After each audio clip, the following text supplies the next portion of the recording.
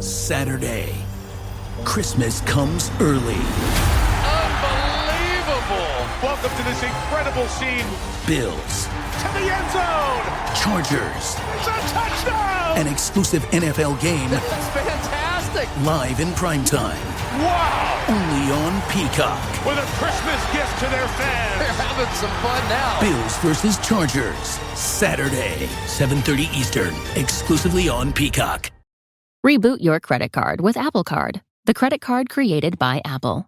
It gives you unlimited daily cash back that you can now choose to grow in a high-yield savings account that's built right into the Wallet app. Apply for Apple Card now in the Wallet app on iPhone and start growing your daily cash with savings today. Apple Card subject to credit approval. Savings is available to Apple Card owners subject to eligibility requirements. Savings accounts provided by Goldman Sachs Bank USA. Member FDIC. Terms apply. 'Tis the season to shine with H&M. Discover the holiday collection and find fashionable pieces for your wardrobe or for under the tree. Get inspired and dazzle with this year's glam. From tuxedo styles, bow detailed pieces, impressive prints, and more. From unforgettable looks to unforgettable gifts. With fashion finds to home decor, find it all at H&M. Treat your loved ones and yourself this season. Shop in-store or at hm.com.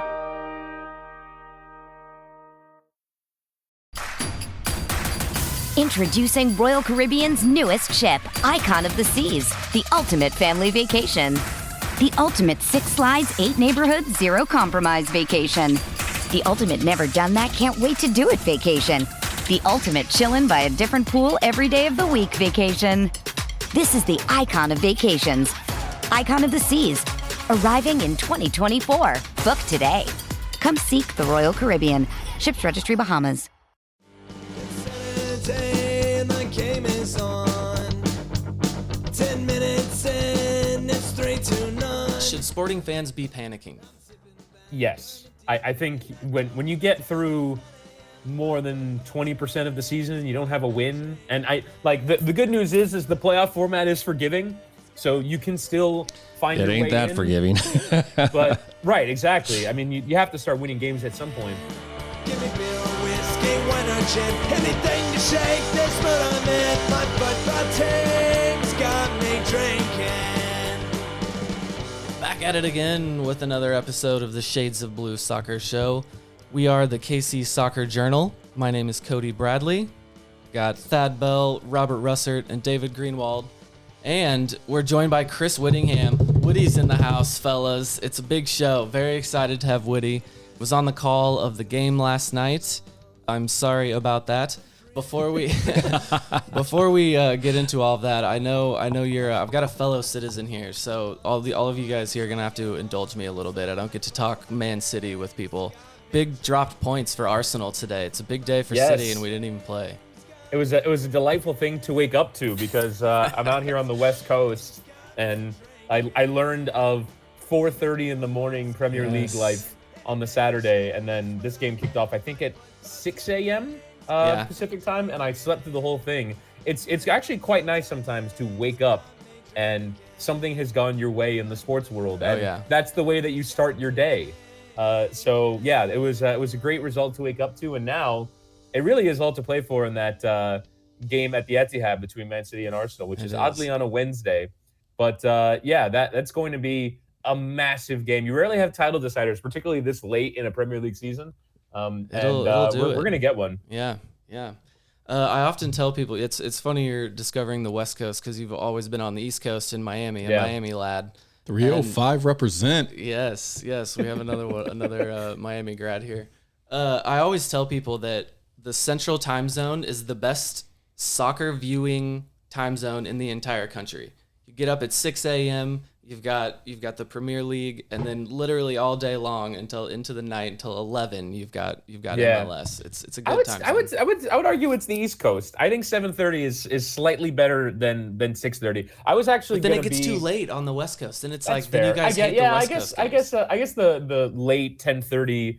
San Jose, Kansas City, Portland Timbers, Seattle Sounders kickoff at 12. But I really enjoyed. I used to do radio for Inter Miami, and I really enjoyed all right, we do the post match and we wrap things up, and then by the time I get home, LAFC were in the second half, and I used to enjoy putting that on. And it's a little different being part of the TV crew. just because like when you get back to your room, you're just sort of like so bereft that like almost the last thing you want to do is put on another sporting event. But yeah, like I think the East Coast still. But see, Chris, I used to be a big believer that like the Pacific time zone was where it was at for sports. But then I got into soccer, and I no longer believe that. I no longer believe that. Chris, it's a Miami thing. It's not an East Coast thing. Because like I've lived on the East Coast in a couple different places. I lived in Miami for 4 years. Miami, everything starts later. So like you're going to dinner later, like you're staying up later, like everything's later. So it doesn't seem that bad to be catching the Pacific time zone games, or like, even like just like late night TV or like the NFL Sunday night games, everything ends so late. But when you're in Miami, like that's normal. But if you lived in like Baltimore, it would really suck. I think the perspective is just like that's true. If you're from Delaware, you're in Baltimore though, if you're from Delaware, you're still eating dinner at 6 o'clock. Whereas in Miami, like you don't even start to get hungry till 8. That's actually one of the things that I've learned on my very early travel so far for MLS Season Pass is, man, cities close a lot earlier than in Miami. Like there's like not a lot going on. When I got here on Friday night, it was like 10:15 Pacific, and I went on Uber Eats to try and get some food in, and there was nothing near me that was available. There was nothing. Everything was closed already. And I was like, it's a Friday night. You should be open until at least 2 a.m.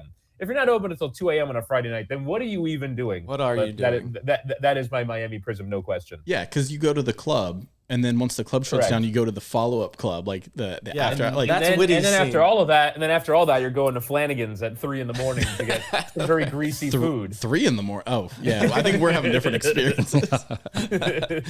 So, Witty, I didn't properly give you an introduction here. Witty's just fresh off of his contract with Meadowlark Media and the Batard show, one of the top 2-3 sports podcasts in the country, and he was also doing what I think was the best soccer shows in the country during the World Cup with Mike Ryan, Landon Wall and Witty, and the other stuff you were doing with Grant Wall were pretty awesome. So we are very excited to have you. Big get for Shades of Blue today. Big get for us.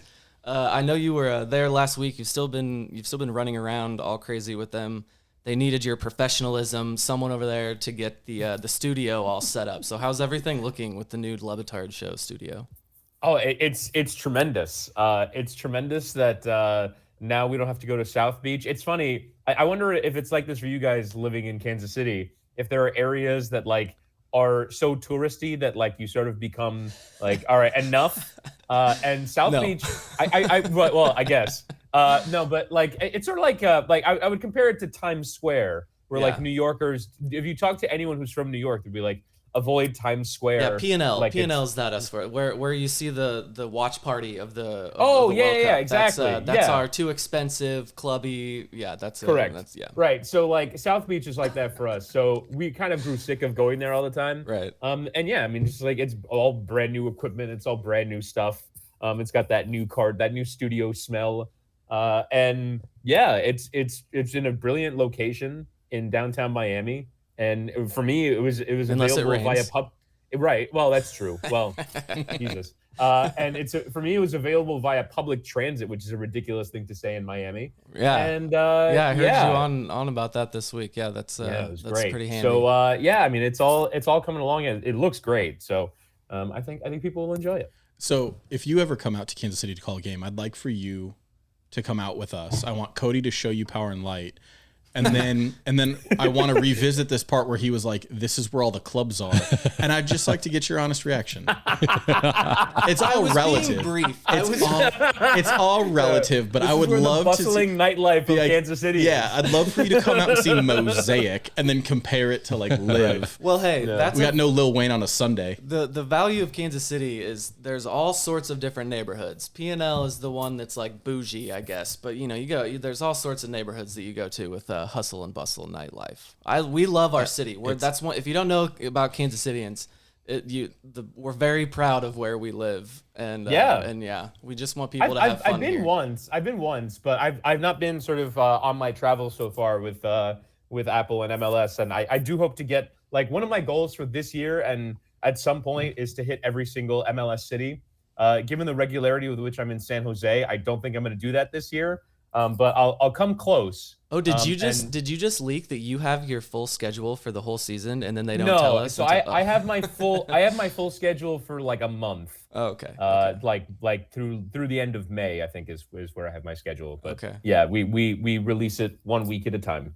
Yeah. Well, next time or whenever you are in Kansas City, we'll show you around. Well, guys, this banter is great, and it's great having Chris on the show, but I'm still trying to think about what it's like for a sporting fan to wake up in Europe and see the results. What is that like? Like from the previous night's MLS? Yes. If we have 12:30 London time is when MLS begins. So you wake up and a full program of games has been played. They turned it into like a nighttime, late night novelty thing for a while, didn't they? I think over there. Yeah. There's sort of like a similar fan base over there. It's smaller, but like kind of what NFL is over there, and kind of like what the Premier League is here. But it really appears to be only for the sickos, because like if you're in a soccer mad country, it's actually one of the things that I experienced having been there. Is like I walked around on the day of El Clasico in London. I happened to be there, and it was difficult to find a bar with El Clasico on. I had to like Google it and all that stuff. They're so obsessed with the Premier League. Like this notion of watching other leagues from other countries is actually a bit foreign. So really? Like it's actually it's a real niche. We had exactly. I would die to hear because it's available. Right. I would die to hear English banter about the MLS. Like fans here, like everybody's got a Premier League team. So Cody and I will talk trash about Man City versus my always underwhelming Tottenham Hotspur. But I would love to hear somebody from like Norwich being like, "Oh, you're a Sporting fan? Like, wow, you guys suck. Go St. Louis." Yeah, start repping the Sounders. And you did that right, David. You said the MLS, which is exactly what they would say. That's right. Right, exactly. We're off to a good start with the nomenclature. So Witty, I know this is something of a dream job. I think that was kind of a reason you moved on from the Le Batard show. A lot of the hustle and bustle of the MLS season pass job that you're doing. So what are some highlights of the first 2 months? We're 8 games in here. I won't look at me, Louis. You. I don't have that sounder, so you can tell us the cool places. I can let her rip with all the anecdotes and without any judgment. I think last week was a genuine highlight. I had Cincinnati and Philadelphia. It was a little bit of a bummer that Philadelphia were in midway through Champions League mode. But I think in terms of like matchups in the league that like you can tell genuine stories about clubs with past, clubs with present history. I think that was a really great game. Cincinnati, who as a soccer city, I think it was kind of going the wrong way when you're rock bottom of the league for 3 straight years. And, they had such good attendance, such good crowds. And they were kind of on that tipping point where if it was a 4th straight season of them towards the bottom of the league, I'm not certain how much more those supporters could take of them being bad. But they had a turnaround season last year. They're top of the East this year, though they got hammered by St. Louis last night. And it was really cool to kind of be in that stadium and experience the atmosphere of a team that like is sort of experiencing this collective moment of joy. It's a sold out stadium. There's a really good opponent in town. So that was really cool. But honestly, it's more just getting to experience the local flavor of every team. Yeah. Like even here in San Jose, where, it's not exactly known for being a cauldron of noise. They have their traditions. They have this guy that comes out and bangs a drum before kickoff named Crazy George, who's been doing it since 1975. Crazy George. Yeah, and like the San Jose Earthquakes have like a genuine soccer tradition. They celebrated 20 years of their supporters group behind the goal, and you see all this memorabilia and all this signage of San Jose Earthquakes from 50 years ago, and it's like, oh, okay, like this is a club that has a genuine history and story to tell, and you kind of experience that in every city that you go to. So I've had a great time so far, and like I said, I just want to kind of experience all of that local flavor, stuff that you can't really experience on TV or just kind of like being a fan of the league. It's sort of like ingesting local knowledge that I've really enjoyed so far. And how long like have you been in San Jose? I hope your ingesting local flavor was not just looking on Uber Eats in San Jose. So I got in on Friday night. We're recording this on a Sunday morning Pacific time and afternoon Central time. So this is my second time here. And like we really, it's the same procedure everywhere we go. It's fly in Friday, do the game Saturday, fly back Sunday. You can take the first flight out, or I've actually, when I was here a month ago doing their game against Toronto during the international break, I kind of stayed for the whole day because I just want to check out stuff in the Bay Area. So I'm going to do the same today. And, it sort of depends on the city, but also like depends on flight times home. Like I actually, believe it or not, wanted to spend more time in Cincinnati, excuse me. And I got like the first flight out. So, it sort of depends on where you go. But I want to, I've not traveled America as much as I realized before starting this job. And now getting the chance to, it's really fun. So free advice, when you call a game in St. Louis, you probably want to fly out Saturday night. Fly in as late as you can on Friday. Maybe consider flying in on Saturday morning. There's no salt here. And get out as quickly as possible. David For your safety. David hates St. Louis. Yeah, I'm going to be there in St. Louis for that Sporting St. Louis game, and I was just going to invite you and say, hey, Chris, I'll take you out and show you some St. Louis. The area around that stadium looks really cool. My friend Tyler Terran's doing the game there this weekend. Not that I mean to compliment St. Louis on the Kansas City pod, but it seems cool. He gets it. There are two people here that are St. Louisians, so that's okay. Wait, so Robert, you won? You were in the lottery? What is the correct name? St. Louisans? I don't know. Yes, and I don't that is care. correct. I don't. That's how I say it wrong every time. I enjoy whenever you hear an English person refer to that city. It's St. Louis. St. Louis. I always want to call it that whenever I hear it, just because I hear the English call it that. So if you haven't been able to tell, I've been avoiding talking about Sporting Kansas City. But yeah, your listeners are going to hate this. I will. No, they're not. I will reluctantly bring it back to Sporting KC. It was your first look up close of the season last night. Problems on all three lines, and the red card kind of messed things up for a tactical analysis. But where do you think the central problem was lying last night? It's sort of tough to tell. I'm actually and it was interesting in reading the work of the Kansas City Soccer Journal and various other publications in the run-up, because it seems like the atmosphere is very negative, and that's understandable because you have 3 points from 8 matches.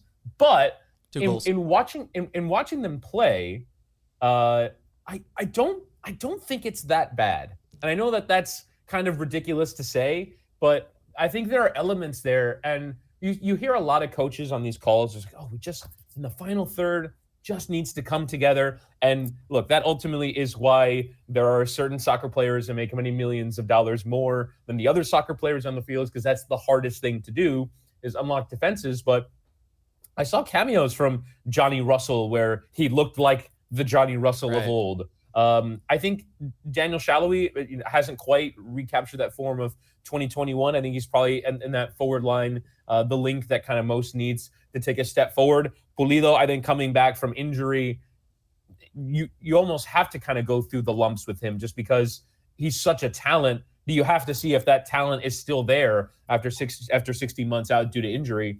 And then behind him, I think Eric Tommy, the one thing that jumped out to me is almost how he has too much energy.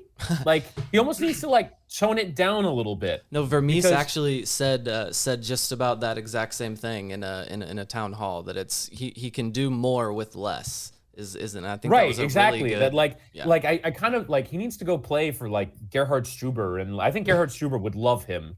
Just this insane energy, pressing, moving all over the place, where it's whoa, almost calm down, man. What did you do before the game? But and you mentioned Shalhoub, and I think Thad and I we've talked about that a lot, and I think that the relationship with Eric Tommy is, and the movement that he does, and with that energy, I think is not molding well for what Shalhoub wants to do. I think Gerhard Struber might be the available moments soon. where the patterns are still there. Yeah, you can. I know you spoke to Vermes this week, and one of the things he told you was that the talent is there, that he thinks the talent is indeed there. And let me go back. I forgot to mention, we're actually a show known to be apologists for this team. So we're very positive as well. We often talk about how the same things like that you can see it seems to be there, it seems to be close, but then every week we end up saying the same thing. So right. I am wondering if you after seeing the game last night, and they threw everybody on the field basically. So I'm wondering if you do think that the talent is there. You've seen all the other teams in MLS. Do these players have what it takes to turn the season around? So I think, like I said, you need a big jump from Pulido. You need him to be that top level player. But I think even beyond that, you need an option at left back. I understand that both of the recognized left backs are injured right now. Leibold and Logan and Dembe have to bring something, because I think Volader does a job, but he's not someone who you want joining into the attack. I actually thought Graham Zusi played pretty well in the game. At times, Cade Cowell was lining him up to have a go at him, and at times he was up for it, but Cowell had 2 assists last night. So, you can kind of criticize him for his defensive performance. I don't know. I do, on the whole, believe in what Vermes is saying. I do think that a lot of the answers are there, but I just can't quite figure out in watching them what's missing. I think in previous matches, like the LA Galaxy match, for instance, we have like a gazillion shots. When you look at the XG figure, it's like, well, are any of those shots any good? And then you look at the XG figure at the end of last night, and there wasn't a ton there. You're not really getting shots in the width of the goal and in the heart of the area. It's a lot of shots from distance. Johnny Russell probably had the best chance of the lot, and Marcinkowski makes a good save from it. Mm-hmm. But I just don't know what that last little bit of calibration, because in theory, a lot of those players have been together for a little while. Outside of Pulido, who's been in and out of the lineup, Shallowy and Russell and Voltaire and Felipe Hernandez and Zusi and all these players, when they've been fit, they've been together for a long time. So in theory, the pattern should be there. But they were undone for the first goal by a nice little bit of inside-out movement. And one interesting thing that we didn't get to on the broadcast last night was I asked Peter about the fact that when you're playing against teams that have the same system, is it almost a stalemate at that point? And I think it was interesting that the movement of Jamiro Montero is what kind of changed that game, because he was in a central position, but then he pops out in a wide area to receive the ball, and then he's unmarked and is able to move the team forward. I think it was interesting that they were sort of able to figure out what were the movements to figure out the opposition. And Peter said it would come down to individual moments of quality and brilliance in order to do that. Montero summoned it, but I guess that for me, if I was to point in one thing in the Kansas City midfield that's sort of lacking, it's the creativity or even goal threat that just isn't there. And I don't know if Eric Tommy is enough to really solve that problem. It is Eric Tommy for me. It's every time we get into a position, he doesn't find the right thing, or the ball falls from his feet. But even Felipe Hernandez was fairly anonymous in moments where he could have done more. Like, it's not like he presented this big threat, nor do I think if Nemanja Radoja comes back from injury and you move Voltaire forward, is Voltaire like this incredible attacking presence? I don't think he is either. I think you need goal threats from a number of areas, and I think Kansas City only have them in the 3 attacking positions, and those guys aren't playing well enough to justify it. Voltaire. I know you're a guest, but Voltaire is a fine. Voltaire is what it is. Oh, no, I was talking about Voltaire, the midfielder. Oh, yeah. Okay. And then Voltaire, the left back. Yeah. Okay, that fine is a rebound, Cody. It goes back on him. Okay, that's fair. That's you fair. errantly find somebody. And it's double for an incorrect fine charge. This episode is brought to you by Google Pixel, the official fan phone of the NBA and WNBA. The new Pixel 8 and Pixel 8 Pro are built different. How? Take the Audio Magic Eraser tool that helps block out distracting crowd noise so your play-by-play commentary sounds crystal clear. The only phone engineered by Google brings out the audio you care about so your videos sound as crisp as they look. Learn more at googlestore.com/pixelnba. Audio Magic Eraser requires Google Photos app. May not work on all audio elements. That's true. So speaking of things that Vermes said last night, he went in on the red card, and in his post match, this wasn't a card. Our defender was goal side. He was adamant that was not a red card. It was. You watched it live, and yeah. I mean, do you have? It was a red card. Yeah, it was fairly inarguable. I mean, now there were other decisions in the game where Vermes, I saw him in the technical area, and he was not happy. Yeah. There was one, I think, on Johnny Russell. He was kind of cutting across the edge of the area, and he was taken out. And we looked at replays, and I thought it was a fairly obvious foul. I think Carlos Capo put in a challenge in the area, which I thought could have been given as a penalty. Something I've never understood about soccer. When something happens in the area, right, and because the player has touched the ball or shot it or crossed it or whatever. The ball is gone. The player gets cleaned out, but yet for some reason when it comes back, like that isn't given as a penalty. But any other spot in the field, if you're late, that's a yellow or red card offense. If you but get the being touch late in the area, like, is for whatever reason not like I thought that was a nailed-on penalty. I would certainly be with Peter Vermes on that. That earlier challenge I thought was definitely a foul. There were moments that I think like he had a genuine claim to the referee did a poor job, but that was not one of them. That was, you pull a player down, you don't make an attempt to play the ball. It's a denial of a goal scoring opportunity as he was the last man. That's as obvious of a red card as you will see. So in my view. I agree with you, but Thad is normally our devil's advocate, our contrarian, our devil's advocate. I agree it is a red card and it is a PK, but if you're Vermes, isn't the better argument that he fouled him outside the box and it just continued into the box, but it should be dog so red, but a free kick outside? No. Because he was all over him outside the box. But it continued in. Like, I don't like, and this is something, I forget what incident there was recently where it was like a foul that started outside the area and then went in. But like it was in a European game. I'll try and jog my memory, but like for me, the contact, just because it starts in one place, for me it's like, well, what's the moment at which it is defined as a foul and like it can continue in? For me, that was a nailed on penalty. Penalty and red card for me. Agreed. Yeah. I have no problem with it being a red card, but there is that tradition that if it starts outside the box, it's not called inside the box. Stonewall pen. So Vermes talking about the referees in a time like this is just not a good look. A loss 3-0. He's kind of had a streak of saying some things after games that fans haven't liked. Now, so I've also been, other fans are in a tough spot right now. Fans in LA are revolting. New York Red Bull fans are in an entirely other tough situation. But Witty, you've been around MLS for a long time. You've seen that Sporting KC used to be the toast of the league and was an example for other teams and the way to do this league properly. And you saw them last night. You see where they're at now. Should Sporting fans be panicking? Yes. I think when you get through more than 20% of the season, you don't have a win. And the good news is the playoff format is forgiving. So you can still find your way in. It ain't that forgiving.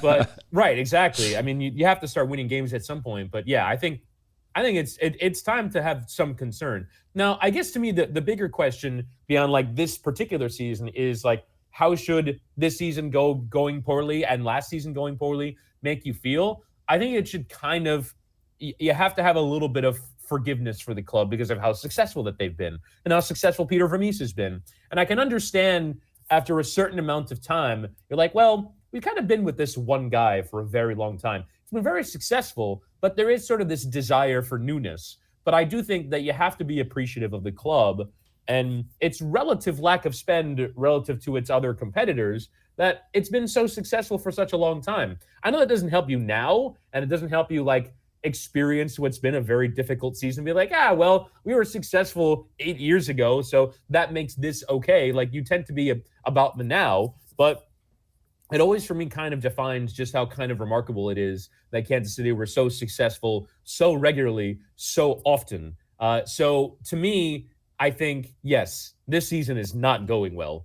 And like you said, with each kind of comment after a match that's not about why we're not playing well right now, it does seem a little bit like obfuscating.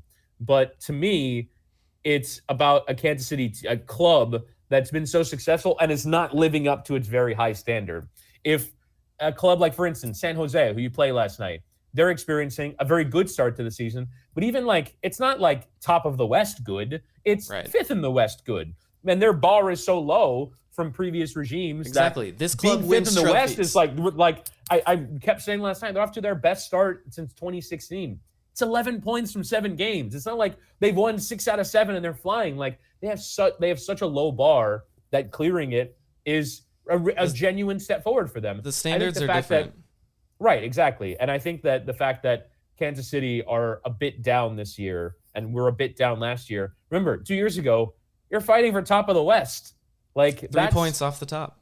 Right. And you didn't win any of your last 3 games, and that's why you didn't finish top of the West. That's a high standard. That's a high bar. And admittedly, no team that has no wins from 8 would be happy with it.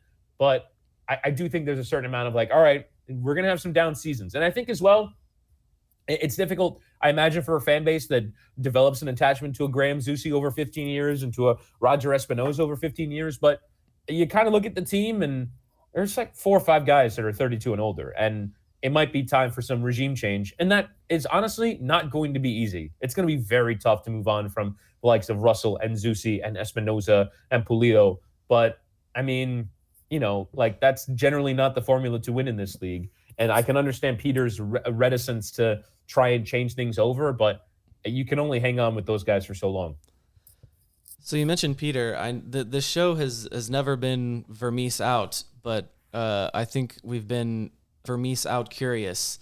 But I think I saw the first message from David last night of that he was done. Are you declaring this now in front of Witty that we're a Vermes out show?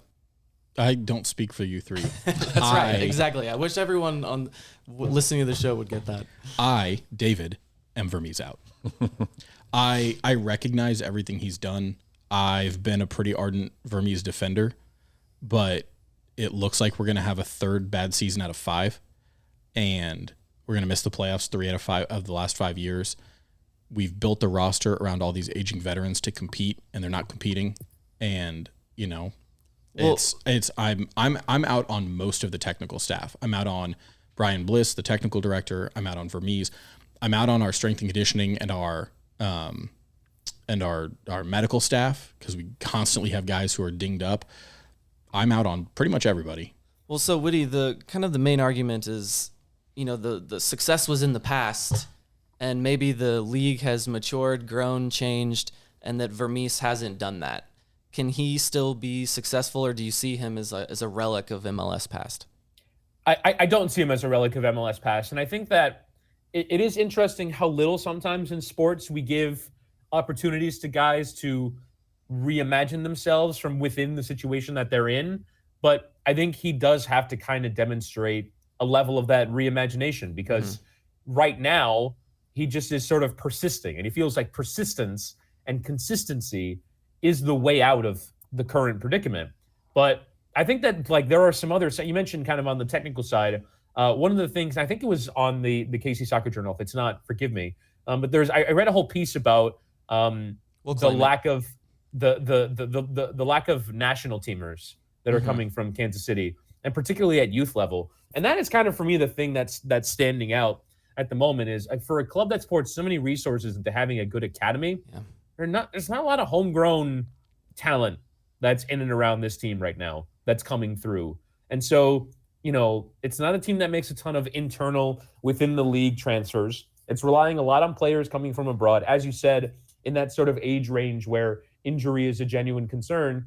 And I do wonder, like from like a bigger level, not just like from a how do we win the next game level, but from a bigger level, like what's the next way that Sporting Kansas City are going to overcome the fact that they don't spend like LAFC do, or that they don't have a motto where money is the solution, because the reality is it is not.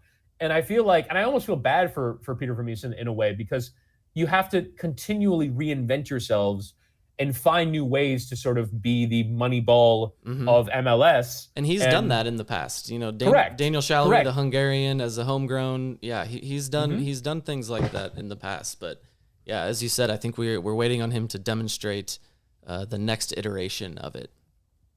Right. Oh, and maybe he just still genuinely believes, as he told me, that all the answers are here, and that combination of fitness and that little bit of fortune and a goal going in off your backside is enough.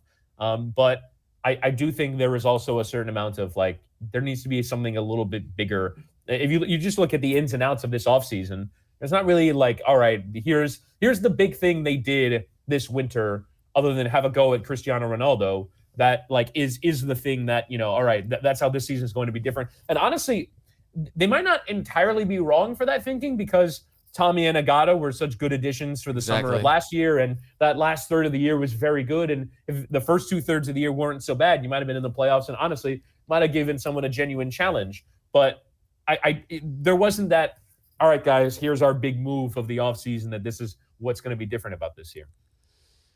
Yeah, they need 39 points because 42 was ninth place last year in 26 matches, which is doable. And they got Gotti Kinda coming back. We talked earlier about that attacking, unpredictable influence in the midfield, and Gotti could be that if he comes back the way he was. True. That's true. And that honestly isn't that like the whole challenge is, well, you need your best players to step up. And if Pulido has been out for 16 months and he's just coming back, and Kinda missed a huge stretch of last year, isn't that kind of like a healthy enough, I don't want to say excuse, but reason for why this team isn't performing up to standard? Possibly, but a lot of people have been talking about, I have the same concerns they do, but what people haven't talked much about, and this is my concern, is the owners. I don't know the answer to what I'm about to say. How much experience in soccer do our owners have? Did they play soccer? What is their level of soccer knowledge? How much experience do owners of any sport actually have? Well, here's baseball owners played Little League or whatever. They dived in on Peter Vermes because they're like, okay, this guy knows his stuff. We're going with him. Are they afraid to pull the plug on that because they don't know where else to turn? What's that? Now they're in it for 5 years after that recovery from last season. They saw the recovery at the end of the year and said, well, he did his job. He's our guy.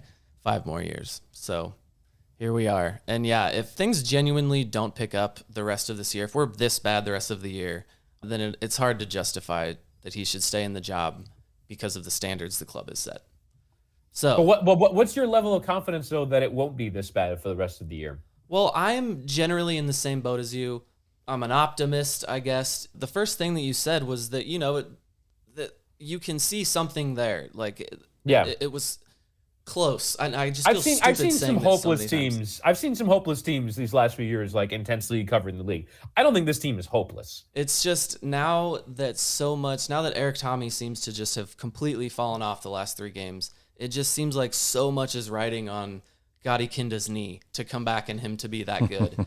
And Alan Pulido's knee as well. So I don't know. I'm growing desperate. I'm an optimist, but that red card happened and I realized I'm just at the point where I can laugh about it now. So it's progress that where we're at. Well, the list of ifs is incredibly long.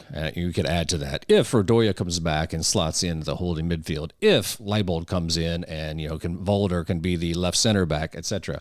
The list is just so long. And the problem with that is those aren't crazy ifs either, though. Right. They're just but why the guys are you pay money to being healthy? Yeah, but why are there so many questions of, okay, these guys are out. How come we haven't done a better job of stocking our roster where guys can step in and the drop off isn't so huge? It's part of the reality of the league, though. Like you see this in other places too, right? Like, I was thinking about Nashville, for instance. I've seen them a fair bit early in the season, and they're struggling for goals right now. They've only given up 4 goals and they've lost 3 games, which is generally not how that should work. But you start going through, it's like, oh well, they don't have Randall Leal, and in this league, if you have a guy who you're paying $800,000 to be a key attacking figure, the guy behind him is not going to be making $800,000. It's just the nature of a salary cap league. And when you have Volodare playing at left back because you have 2 left backs out, and your third left back and Ben Sweat had enough of a shocker that he got waived. But that's just the reality of the league. They're like stocking up depth can only happen, and that's why I brought up the homegrowns thing. It can only happen if you have homegrowns that are ready to contribute. And that's why, and even still, like Philadelphia Union, in theory, have homegrowns ready to contribute. And yet they've gotten off to a rocky start in MLS after they added 3 depth pieces from within the league and have homegrowns ready to go. They have a team of like 16, 17, 18 guys that are ready to be match day contributors. And they're struggling early in the year because Champions League is such a difficult weight on a club. So depth, that's the next thing to happen in this league is, you lose a guy or you have 3 guys out due to injury and the 3 guys behind them are ready to step up and play well. Witty, thank you very much for joining us. Take a deep breath, guys. Yeah, sorry for dragging you. Life will get better. No, but I imagine it's tough for you guys too. And I experience this a lot. Like, for instance, like I used to cover San Jose a lot for Univision in the past. And it was kind of difficult to hear, podcasters come on and just let out a deep sigh into the microphone and be like, well, all right, how are we going to try and also not make this about firing people or not make this about like bigger issues at the club, instead trying to identify things within the moment. But it gets really frustrating when you do this for 8 straight weeks. Yes, it does. I was even so flustered I forgot our ad read. Chuck it in post. Chuck it in post. Very good idea.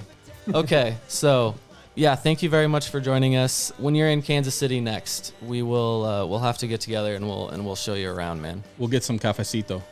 Very nice. We'll do it. Is there cafecitos to be found in Kansas City? Yeah, I'm there for it. I don't have cafecito in Miami, so I'll have to have cafecito in Kansas City then. We'll get you taken care of. There's a spot. I got a spot. I got to keep lights my insides on fire, but I'll do it for you. Dale. Well, Witty, keep it all up, man. I think you're one of the bright spots of an American that is calling games. I think the talent is few and far between. So keep it up. You're doing very well. And yeah, thanks again for joining. Thanks, Chris. Thanks, guys. Thanks. Either side don't seem so tough, and 3 own goals ain't all that rough. Our skipper has just been sent off. Supporters strong have all gone soft. My football team's got me drinking. My football team's got me drinking. My football team's got me drinking. Give me beer or whiskey, wine or gin, anything to shake this mood I'm in. My football team's got me drinking. My football team's got me drinking. My football team's got me drinking.